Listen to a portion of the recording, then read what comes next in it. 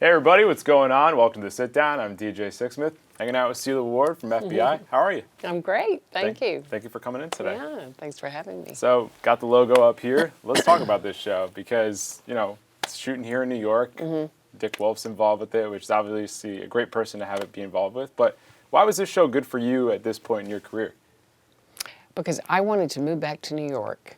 And I lived here in my 20s, and I moved to Los Angeles, oh my God, back in 1983. And so I always saw LA as a place to work, not to live, So I'd finish filming, and I'd hop on a plane and come back here. And then I'd be stuck on shows for like 6 years and 4 years, and then in the 90s I ended up getting married and having 2 children in the middle of shooting that show Sisters, and then kids go to school and then you're stuck, right? I've been trying to get back here since 1983. Well, it's good to have you back. I'm so happy to be here. So when this job came up, when Dick called me, I thought, who I adore. And we've tried to work together over the years, and nothing ever sort of synced. And I said, yeah, sounds great. And it gives me a reason to be here, and I'm thrilled to be back here. It's a great show. Yeah. I think it's really stuck a nerve with a lot of people.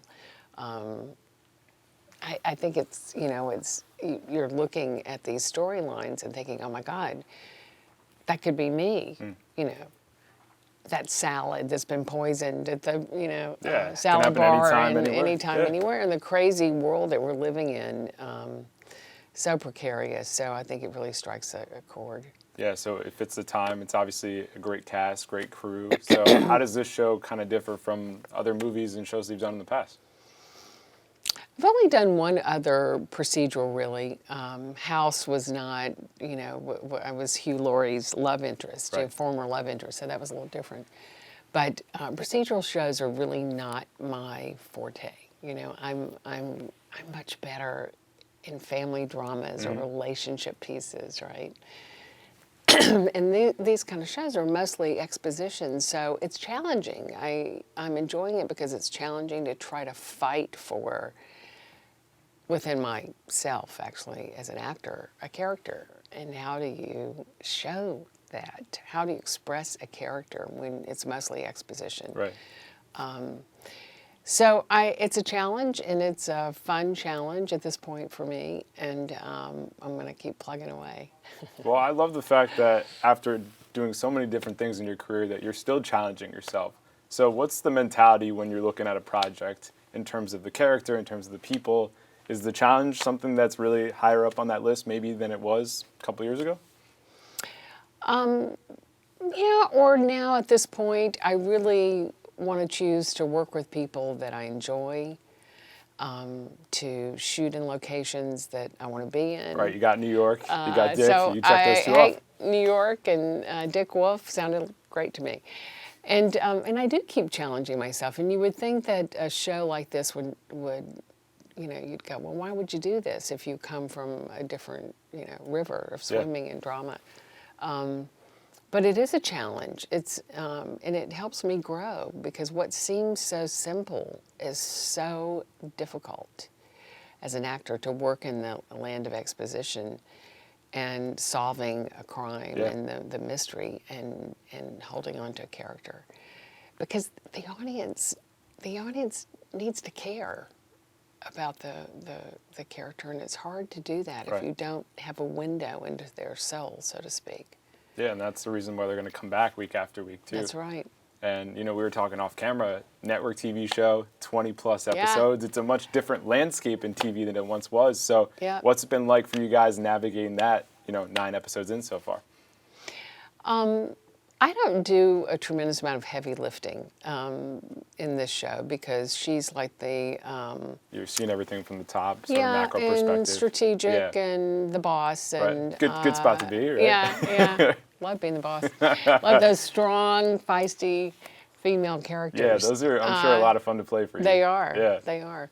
The last 2 projects I've done were, I worked on Westworld, and I worked on this show called Graves, which never saw the light of day because nobody could find it on Epix, unfortunately, with Nick Nolte, So those 2 cable shows were a whole different world. So going back to network, which is what I grew up in, doing different series, is like, wow, I'd forgotten what this is like, you know, and there are gifts of doing 22 shows, being able to develop a character, and then the industry today is really more about, oh wow, so I could go do 6 or 12 and be done and have a life and go off and do another character, right? Yeah.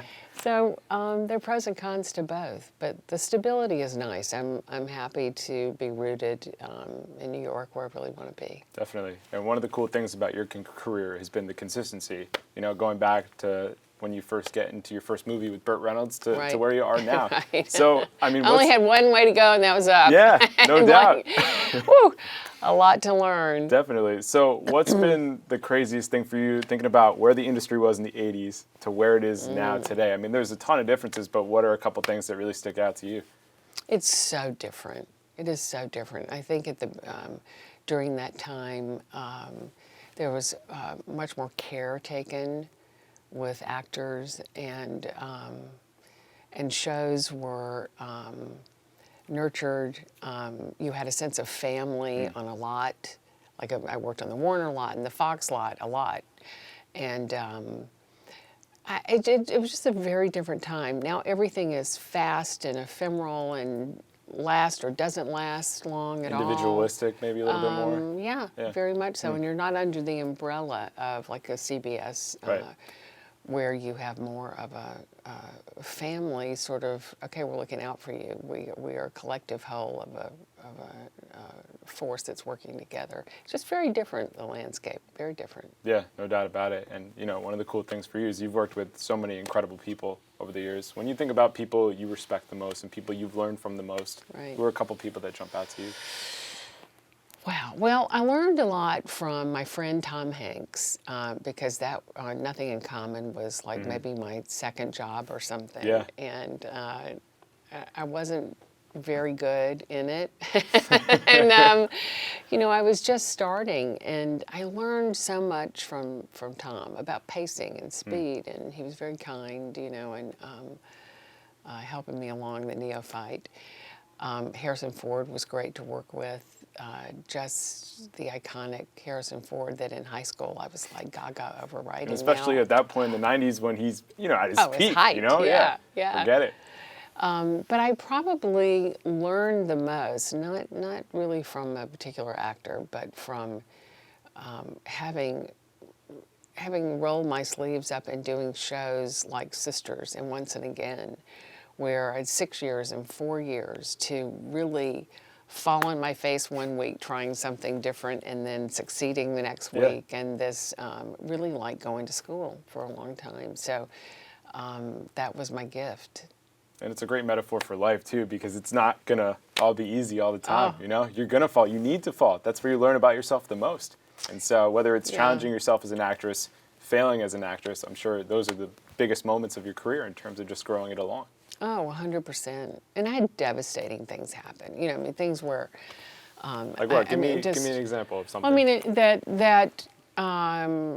like a humongous movie that the director says, okay, that's who I want for the part, Sela. And then the producer goes, well, I want her to come read for me at my house. I said, no, I'll go back and read for the director, you know, but I'm not going here.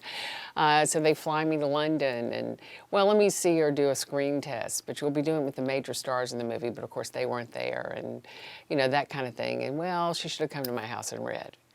And it was such a big movie that it would have changed my career overnight. It's a lot of things like that, and you wonder, why, what are these obstacles about, you know? And if I could tell young actors anything, to your point, is that all of these lessons, all of these obstacles, all of these things are just for learning and a learning only, really. It's like, how do you handle it? What do you do with it? And while they're disappointing, you have to have the failures in order to grow. I mean, you must. You can't not have them and grow and move forward at the same time. And you always have to leave something behind with change, you know, always. So The road of life and career, and anybody's career, is peppered with obstacles and disappointments and great joy and the whole mixed bag of life.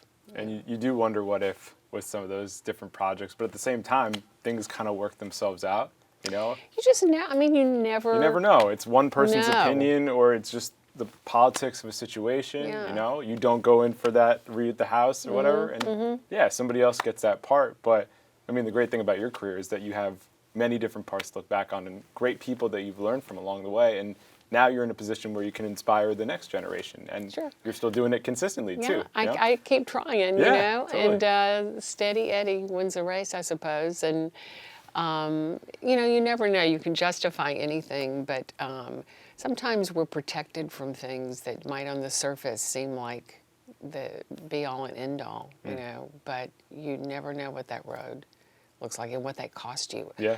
Actually, as I say this out loud, if you the whole Me Too thing, if you read women's accounts, actresses' accounts of certain situations in big movies and big opportunities, and what that cost them, you know, those are scenarios that on the surface seem really fabulous, Right. and you're in with the in crowd, but what it cost you. Some of those gals never recovered. You know, there's certain parts that I think are here today that maybe wouldn't have been. You know, you think about your role as president in the Independence Day movie. That's not a role that we're seeing 10, 15 years ago. So, you know, I mean, you can speak about this better, but as much as things have been bad in the past, you know, it feels like things are starting to grow in the right direction. So how do you see things projecting forward just in terms of the industry as a whole, in terms of women in this industry? You know, where do you stand on that? Let me go. I want to finish something for young Sure. people Yeah, about go what for we it. were just talking about. Yeah. That the obstacles we have toward our goal and career, you know, things that are important to us and really matter and what we're striving for. While I may be greatly disappointed, I never stop and really question anymore. And I don't live in that hurt or disappointment, because you never know what that might save you from and where it might take you that is actually more positive for your life and your soul, right? Yeah.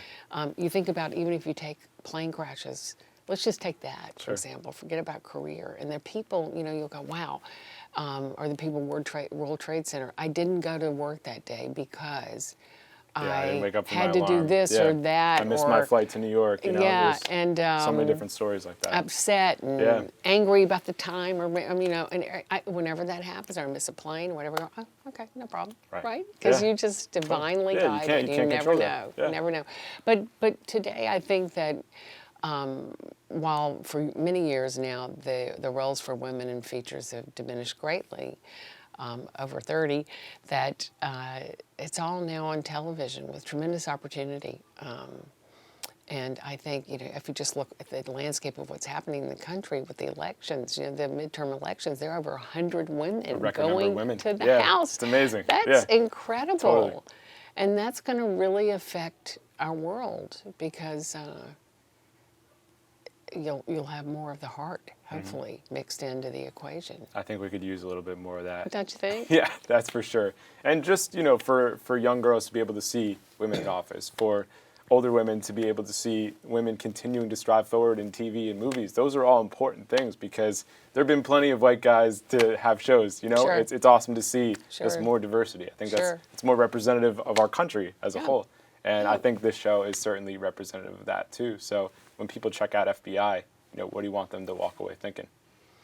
I want them, first and foremost, I want them to think about, this is no diss to the men on the show, but they're two really strong women, female characters, three, okay? But Maggie's out in the field, and you get to see Dana Mosier, my character, in charge and strong and respected. And Maggie's character, the character Maggie Missy's character, is out there fighting and strong with great strength. And Ebony, who's, you know, we haven't learned much about her character yet, but we will. But she she has a very powerful voice within the circle. So I love that. I love that they're strong female characters. No doubt about it. Well, it's been an absolute pleasure talking to you. Thanks so you. much for coming Thank in. you. You can catch FBI on CBS on Tuesdays and on CBS All Access. We'll see you next time here on The Sit Down.